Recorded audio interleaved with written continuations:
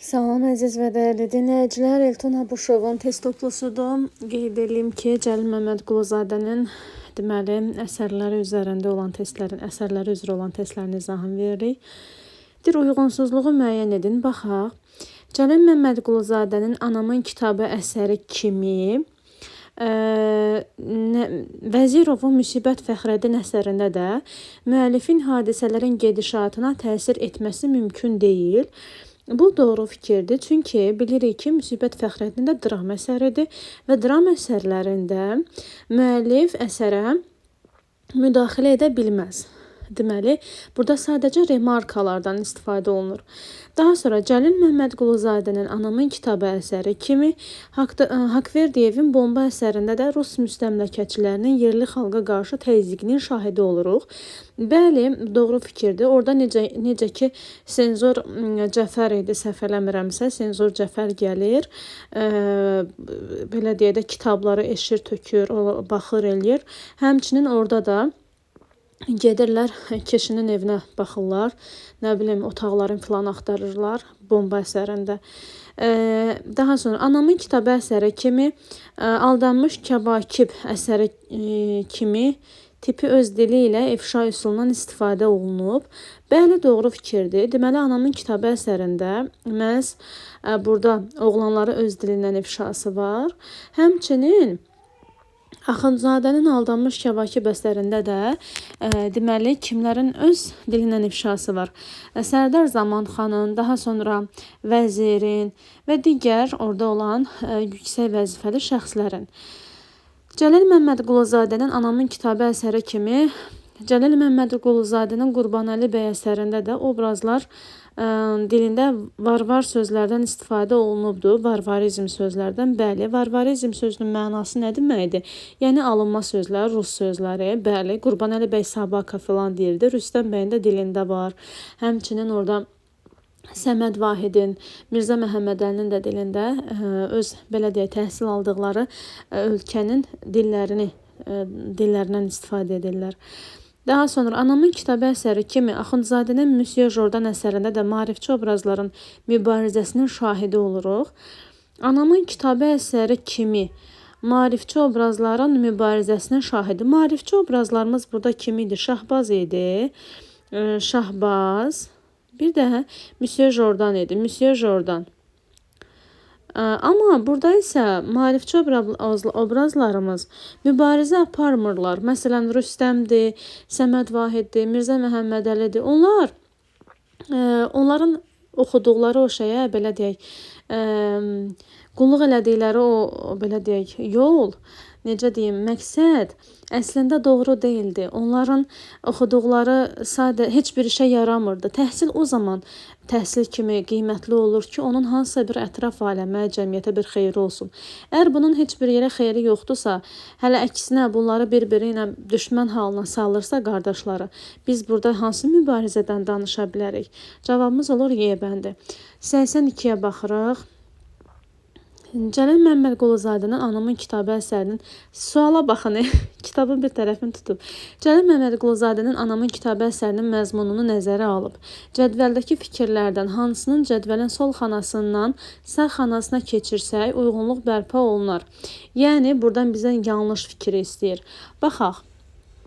Deməli, qardaşlar arasında Gülbaharın evliliyi məsələsində fikir ayrılığı var. Hər bir fərqli bir namizədi müdafiə edir, hər biri fərqli bir namizədi müdafiə edir və bir-birlərini qəbul etmirlər. Bu, onların ümumi bir məxrəcə gələ bilməməsini və birlik ruhunun zəif olmasını göstərir. Əgər milli birlik hissləri güclü olsaydı, onlar ailənin ümumi rifahını düşünərək ortaq bir qərara gəlməyə çalışardılar. Bu, tamamilə doğru fikirdir. Rüstəm bəy Rus meyilli olması ilə fərqlənir. Mirzə Məhəmmədəli dini inanclara üstünlük verir. Səməd Vahid isə fərqli düşüncədədir. Onların hər biri öz baxışını tək doğru hesab edir və başqalarının fikirlərini qəbul etmir.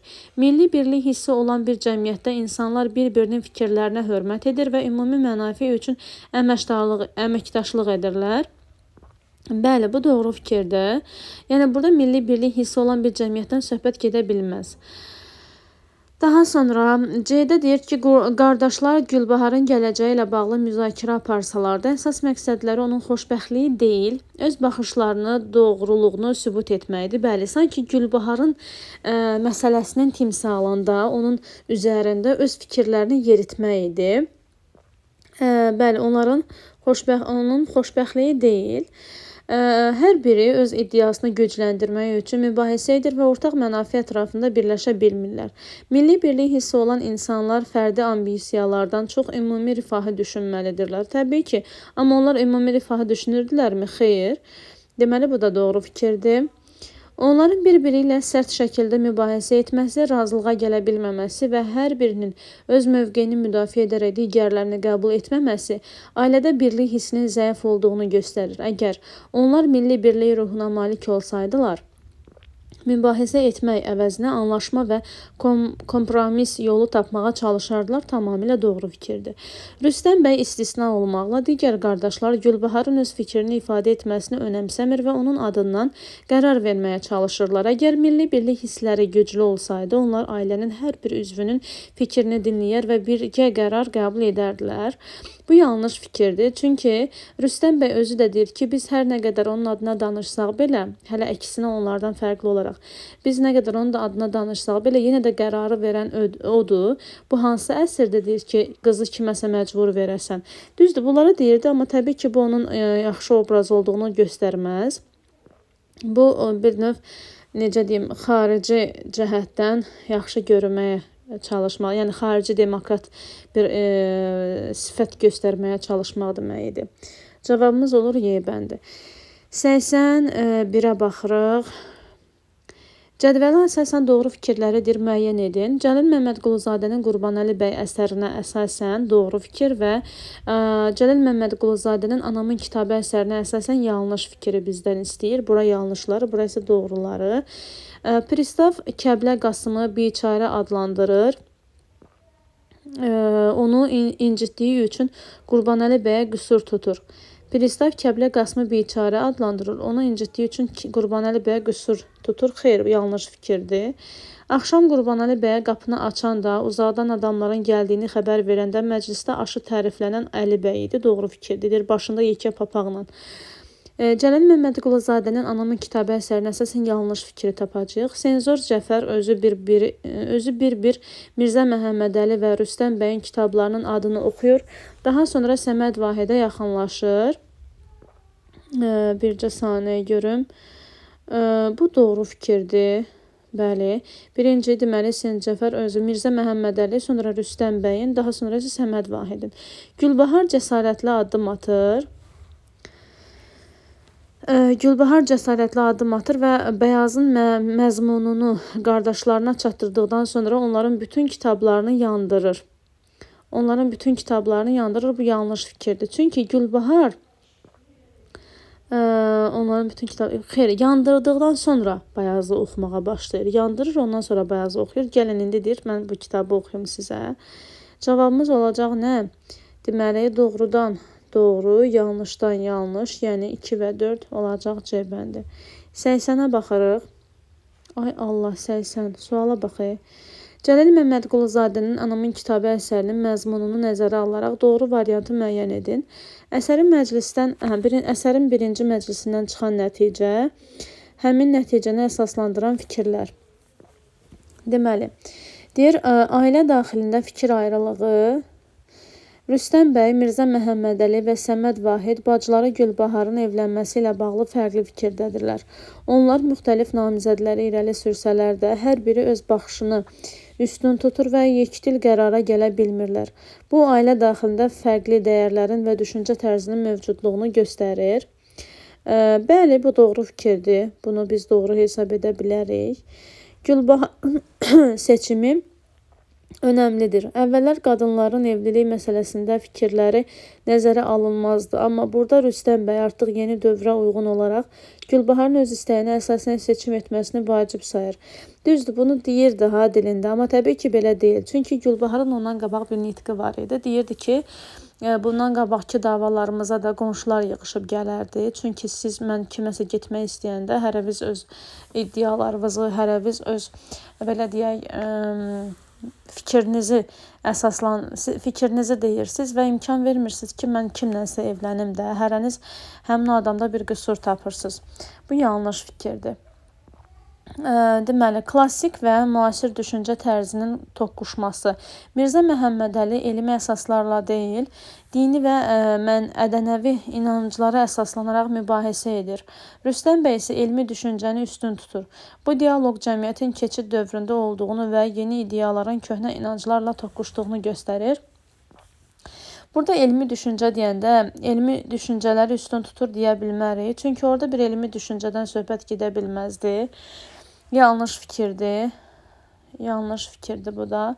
Elmi düşüncə onda olardı ki, həqiqətən də Rüstəm bəy bir demokrat biri olaydı, həqiqətən dünya görüşlü. Bunlar sadəcə başlayırlar lüğət yazmağa. Burada da hansı elmi düşüncədən deyə bilərik ki? Qərar verməkdə çətinliklər. Gülbahar öz qardaşlarının daim mübahisə etdiyini bildiyi üçün heç kimə getmək istəmədiyini deyir. Bu ailə içindəki anlaşılmazlığın necə qararsızlığa gətirib çıxardığını göstərir. Bəli, doğru fikirdir. Həmişə də Gülbahar deyir ki, mən sizin ucbatınızdan, yəni ərə də gedə bilmirəm və getmək də istəmirəm. Çünki deyir, hərəniz öz, yenə də dediyim kimi, bayaq da qeyd eləmişdim, öz fikirlərinizi irəli sürəcəksiniz. Qadınların cəmiyyətdə rolu və modelləşmə.